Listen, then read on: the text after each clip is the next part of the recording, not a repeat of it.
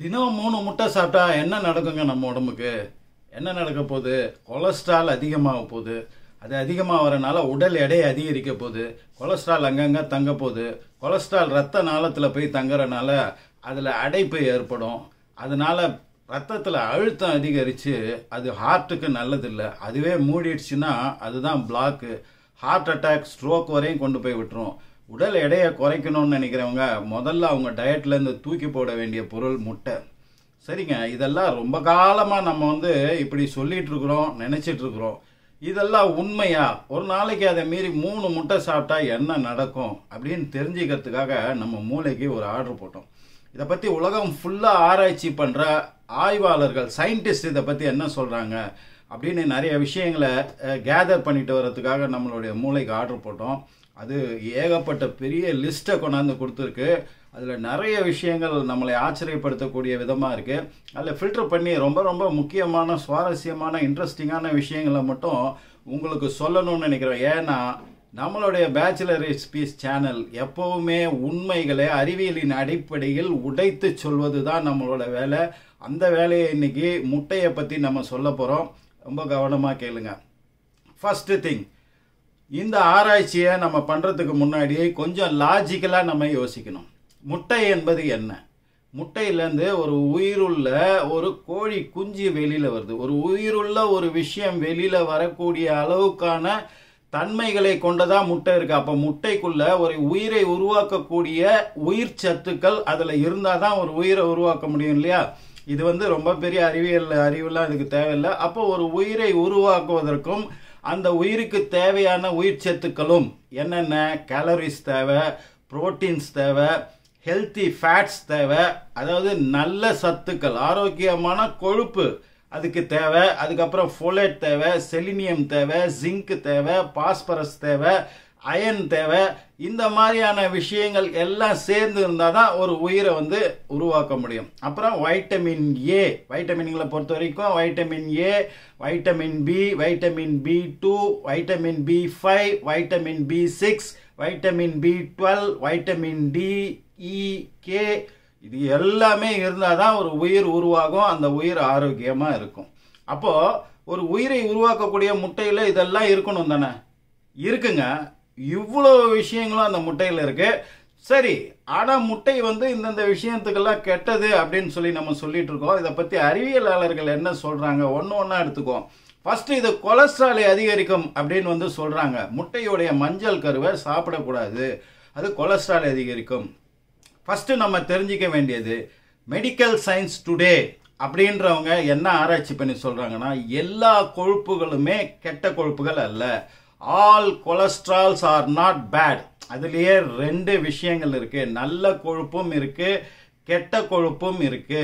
அப்போ நல்ல கொழுப்புக்கு HDL அப்படின்னு ஒரு பேர் சொல்றாங்க, கெட்ட கொழுப்புக்கு LDL அப்படின்னு ஒரு பேர் சொல்றாங்க. LDLனா லோ டென்சிட்டி லிப்போப்ரோட்டீன், LDL. HDLனா அதே ஹை டென்சிட்டி லிப்போப்ரோட்டீன்.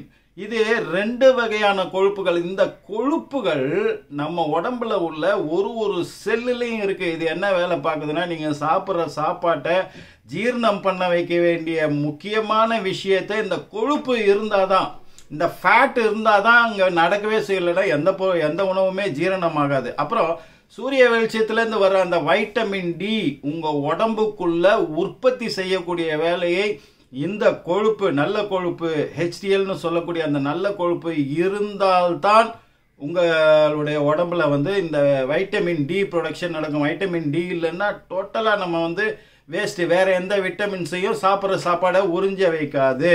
அடுத்தது ஸ்டீராய்டு ஹார்மோன்ஸ், ஈஸ்ட்ரோஜன், கார்டிசால், இந்த மாதிரியான உயிருக்கு தேவையான, ஆரோக்கியத்திற்கு தேவையான அந்த ஹார்மோன்ஸை உற்பத்தி செய்யறதுக்கும் இந்த கொழுப்புகள் தேவை. அமெரிக்கன் ஹார்ட் அசோசியேஷன் என்ன சொல்றாங்கன்னா, இந்த HDLக்கும் LDLக்கும் உள்ள வித்தியாசத்தை ரொம்ப ரொம்ப தெளிவா அவங்க டீட்டெயில்டா சொல்றாங்க. நமக்கு அவ்வளோ பெரிய விஷயம் வேணாம், சிம்பிளா நமக்கு தேவையான ஒரு விஷயம் மட்டும் என்னன்னா, இந்த LDL அப்படின்னு சொல்ற இந்த கெட்ட கொழுப்பு தான் நீங்க சொல்ற அத்தனை வேலையும் செய்யுது. அது கெட்ட கொழுப்பு உங்க எடையை கூட்டுது, அது ரத்த நாளத்துல போய் தங்கி இருந்து பிளாக் வரைக்கும் உருவாக்குது, ரத்தத்தை அழுத்தத்தை அதிகரிக்குது. இது எல்லா வேலையும் செய்யறது இந்த LDL. இந்த HDL என்ன செய்யும்னு கேட்டிங்கன்னா, HDL கொழுப்பு நீங்கள் உள்ள சாப்பிடும்போது இந்த LDL உருவாக்கக்கூடிய இந்த கெட்ட கொழுப்பை கரைத்து உடைத்து, இப்போ ரத்த நாளத்தில் அது பிளாக்கை உருவாக்குற அளவுக்கு அது ஒரு லேயராக ஃபார்ம் ஆகுதுன்னா, பெரிய ஓட்டை சின்ன ஆகுதுன்னா, இந்த HDL கொழுப்பு அங்கே போய் இந்த கொழுப்பை உடைச்சி எடுத்து தனியாக பிரித்து அதை நம்ம கல்லீரல் மண்ணீரல்னு சொல்கிறோம் இல்லையா, அந்த லீவரில் எடுத்துகிட்டு போய் டம்ப் பண்ணி அங்கே அது நாசம் பண்ணி அதை செயலிழக்க வச்சிருது. அப்போ HDL கொழுப்பு உள்ளே போகலன்னா உங்களுக்கு LDL கொழுப்பு அதிகமாகி எடை அதிகரிக்கிறது, தொப்பை போடுறது, மற்ற விஷயங்கள் பிபி ஹார்ட்டு எல்லாமே உருவாயிடும். அப்போ நீங்கள் எந்தெந்த பொருளில் HDL கொழுப்பு இருக்குன்னு பார்த்து அதை சாப்பிட வேண்டும். LDL கொழுப்பு உள்ள பொருட்களை கம்மி பண்ணணும். இப்படித்தான் நீங்கள் ஆராய்ச்சி பண்ணணும். கொழுப்பு கொலஸ்ட்ரால் இருக்குன்றதுக்காக எல்லாத்தையுமே நம்ம அவாய்ட் பண்ணிடக்கூடாது. அதில் HDL இருக்கா LDL இருக்கா அப்படின்னு சொல்லி ஒரு ஆய்வு பண்ணுங்க, அதை தேடி பார்த்து பண்ணுங்க. சரி, இப்போ முட்டையில் LDL இருக்கா HDL இருக்கா? LDL இருக்கா? இல்லை. அப்போ HDL இருக்கா? அதுவும் இல்லை. என்னங்க சொல்றீங்க? LDLும் இல்லை HDLும் இல்லைன்னா அப்போ இப்போ நல்லதும் இல்லை கெட்டதும் இல்லைன்னு அப்படின்னு ஆயிடுது இல்லையா? National Heart Foundation of Australia என்ன சொல்றாங்கன்னா, முட்டையில் இருக்கிற கொழுப்பு வந்து டயட்ரி கொலஸ்ட்ரால் அப்படின்னு சொல்றாங்க. டயட்ரி கொலஸ்ட்ரால் என்ன பண்ணும்? உங்கள் ஹார்ட் டிசீஸ் வர்றதுனுடைய அபாயத்தை அது அதிக அளவில் குறைக்கும். ஒமேகா 3 ஃபேட்டி ஆசிட்ஸ் இதில் நிறைய இருக்கிறதுனால இது வந்து உங்களுடைய ஹார்ட்டுடைய துடிக்கும் வேகத்தை கம்மி பண்ணி அதோட ரிதம், அதோட ஒழுங்குமுறையை சீர்படுத்தும். இதனால் உங்களுக்கு ஹார்ட் டிசீஸ் வர்றது வந்து பெருமளவில் கம்மியாகும் அப்படின்றத வந்து அவங்க சொல்லியிருக்காங்க. ஸோ முட்டையில் டயட்ரி கொலஸ்ட்ரால் இருக்குது. சரி, நம்ம இப்போ அடுத்த லெவலுக்கு இதை கொண்டு போவோம் நம்ம ஆய்வை. இது வந்து எடையை அதிகரிக்கும், அதனால முட்டை வந்து சாப்பிடக்கூடாது, குறிப்பாக முட்டையுடைய மஞ்சள் கருவை சாப்பிடக்கூடாதுன்னு. ஆனால் உண்மை அது கிடையாதுங்க. உங்கள் எடை குறையணும்னா நீங்கள் முட்டை சாப்பிடணும். என்ன சார் அப்படியே எதிர்ப்பதமாக சொல்கிறீங்க, நம்பவே முடியலையேன்னு. இது வந்து நான் சொல்லலைங்க, ஆராய்ச்சியாளர்கள் சொல்கிறாங்க, சயின்டிஸ்ட்டு என்ன சொல்கிறாங்கன்னா, ஒரு முட்டையில் 6 gram protein, high quality protein வந்து இருக்குது. ஒரு முட்டையை நீங்கள் சாப்பிட்டீங்கன்னா உங்களுக்கு ரொம்ப நேரத்துக்கு பசி எடுக்காது. இது எப்படி எடை குறைக்க உதவும்? இப்போ நீங்கள் காலையில் சாப்பிட்றீங்க, மத்தியானம் மீல்ஸுக்கு முன்னாடி நீங்கள் ஒரு 3 முட்டை, நம்ம சொன்னோம் இல்லையா, 3 முட்டை மட்டும் சாப்பிட்டுட்டு மீல்ஸ் சாப்பிடாம, நீங்கள் 3ன்றது உங்கள் உடம்புக்கு ஏற்ற மாதிரி, நீங்கள் 1 சாப்பிட்டா கூட வயிற்றுக்கு போதுமானதாக இருக்கும், இல்லை 2 சாப்பிட்டா போதுமானதாக இருக்கும், 3 சாப்பிட்டா அதிகபட்சமாக 3 சாப்பிடலான்னு வச்சுக்கலாமே. நம்ம இந்த முட்டையை சாப்பிட்றதுனால என்ன ஆகும்னா, வயிறு நிறைஞ்சி போன ஒரு ஃபீலிங்கை முட்டை கொடுக்குங்க. அதுக்கப்புறம் வந்து வயிறு ஃபுல்லாகிட்ட மாதிரி இருக்கும். ஆனால் அதில் உயிர் சத்துக்கள் அத்தனையும் இருக்குது. 6 கிராம் ஹை குவாலிட்டி புரோட்டீன் ஒரு முட்டையில் இருக்குது. இப்போ நீங்கள் 3 முட்டை சாப்பிடும்போது அதுவே உங்கள் உடலுக்கு தேவையான அத்தனை சத்துக்களையும் கொடுத்துருது. ரெண்டாவது, ரொம்ப நேரத்துக்கு பசி எடுக்க விடாமல் இருக்கும். இதனால என்ன ஆகுதுன்னா, நீங்கள் சாப்பிடும் சாப்பாட்டின் அளவு குறையும். அப்படியே நீங்கள் முட்டையை சாப்பிட்டுட்டு லஞ்சு சாப்பிட்றதுனா கூட அதிகமாக உங்களால் சாப்பிட முடியாது. அதனால அதிகமான கொழுப்பு உங்கள் உடம்புல சேர்றதை வந்து அது கம்மி பண்ணும். அப்புறம் அதில் டயட்ரி கொலஸ்ட்ரால் இருக்குது. அதனால பெஸ்ட் அட்வைஸ் என்ன சொல்கிறாங்கன்னா, காலையில் நல்லா சாப்பிடுங்க, மதியம் வந்து ஒரு 3 முட்டை அதிகபட்சம், 1 2 3 உங்கள் உடம்புக்கு எது ஏற்றுக்குதோ அது அளவுக்கு நீங்கள் முட்டையை மட்டும் சாப்பிட்டுட்டு மத்தியானம் மீல்ஸை ஸ்கிப் பண்ணிட்டீங்கன்னா அப்புறம் நைட்டு சாப்பிட்டு இது மாதிரி ஒரு 30 டேஸ் 180 டேஸ் அப்படி நீங்கள் செக் பண்ணி பார்த்தீங்கன்னா உங்கள் உடல் எடை குறையிறத நீங்கள் கண் கூட பார்ப்பீங்க அப்படின்னு சொல்லி அவங்க சொல்கிறாங்க. ஃபர்ஸ்ட், உடல் எடை குறைய முட்டை உதவுகிறது. நெக்ஸ்ட், எக் நியூட்ரிஷன் கவுன்சில் சொல்றது என்னன்னா, முட்டை வந்து கண்ணுக்கு அவ்வளோ பாதுகாப்பு அப்படின்றாங்க. உங்க வயசு ஆக ஆக கண் பிரச்சனைகள், கேட்ராக்ட்லேருந்து ரெட்டினா ப்ராப்ளத்துலேருந்து எல்லாம் வருது இல்லையா, இது அத்தனையும் போக்கக்கூடிய அத்தனை நியூட்ரிஷனும் விஷயங்களும் முட்டையில் இருக்குதுன்றாங்க. ஈவன் சூரிய ஒளியிலேருந்து வர்ற அந்த யூவி ரேஸ் கண்ணை பாதிச்சு கண் நோய்கள், கண் பிரச்சனைகள் நிறைய வருது. அது நம்ம கண்ணுக்கு தெரியாம நடக்குது, நமக்கு தெரியறதே இல்லை நம்ம கண் பிரச்சனை எதனால வருதுன்னு சொல்லிட்டு. வெயில் காலத்துல அக்னி நட்சத்திரத்தில் நீங்க போகும்போது அந்த வெளிச்சத்தை கண்ணில் பார்க்கறதுனால கண் கோளாறுகள், கண் பார்வை பிரச்சனை நிறைய வருது. நீங்க சன் கிளாஸ் யூஸ் பண்ணணும் வெயில் காலத்தில். இது ஒரு போனஸ் டிப்பு. அப்படி இல்லைன்னா முட்டையை அதிக அளவில் நீங்கள் சாப்பிடணும். முட்டையில் என்னென்னலாம் இருக்குது, லெட்டின்லேருந்து ஜியாக்டின்னு ஒரு விஷயம், இதெல்லாமே உங்களுடைய கேட்ராக்ட் வரதை காப்பாற்றுது, ரெட்டினா பாதிப்பை வந்து இதாகுது, நைட்டில் விஷன், இரவு நேரத்தில் நல்ல பார்வை தெரியறதுக்கு உங்களுக்கு யூஸ் ஆகுது, உங்கள் கண்ணுக்கு வந்து அப்படியே ஒரு கவசம் மாதிரி வந்து இருக்குன்னு சொல்லி எக் நியூட்ரிஷன் கவுன்சில் வந்து இதுக்கு சர்டிஃபிகேஷன் கொடுக்குறாங்க.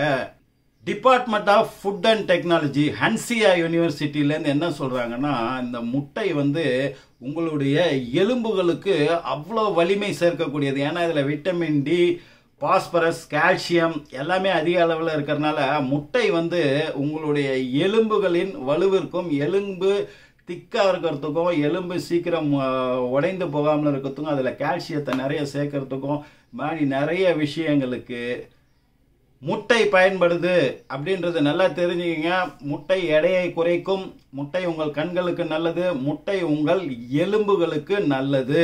அடுத்து நம்ம முட்டை செய்யறது என்னன்னா இரும்புச்சத்து குறைபாடு, இதை நீக்குதுங்க. இரும்புச்சத்து குறைபாடு தான் மெயின். நமக்கு அதை பற்றி நிறைய வீடியோஸும் போட்டிருக்கோம், அதை பற்றி உங்களுக்கு நிறைய தெரியும். ஹீமோகுளோபின் ஒரு விஷயம் உருவாகி நமக்கு உடம்புக்குள்ள ஆக்சிஜன் போகணுன்னாலே அதுக்கு இரும்புச்சத்து முக்கியமான தேவை. அந்த இரும்புச்சத்து குறைபாட்டால் ரத்த சோகையிலேருந்து ஏகப்பட்ட விஷயங்கள் ப்ராப்ளம்ஸ் நமக்கு வருது. இதுலேருந்து நம்மளை காப்பாற்றுறது இரும்புச்சத்து குறைபாட்டை போக்கும் அப்படின்னு சொல்லி அறிவியலாளர்கள் சொல்கிறாங்க. இந்த ஹான்சியா யூனிவர்சிட்டியினோட ஆய்வு அதை நிரூபிக்கிறது.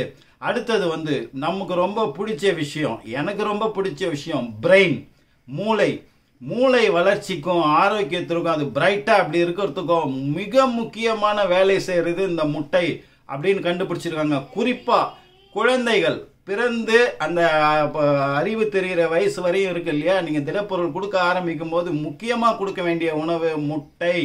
இந்த முட்டை தான் அந்த குழந்தைகளுடைய மூளை வளர்ச்சிக்கும், நிறைய அப்சர்வ் பண்ணுறதுக்கும், நியூரான்ஸுங்களோட வளர்ச்சிக்கும் மிகப்பெரிய செயலாற்றுகிறது. அப்புறம் பிரெக்னன்சி அப்போ வயிற்றில் உள்ள கருவுக்கு மிக மிக நல்லது எதுனா இந்த முட்டை. முட்டை என்ன பண்ணுதுன்னா வயிற்றில் உங்கள் கரு உருவாகும் போது அதோடைய கோளாறுகள், வளர்ச்சி கோளாறுகள் எதுவாக இருந்தாலுமே அதை சரி பண்ணிடுது அப்படின்றாங்க.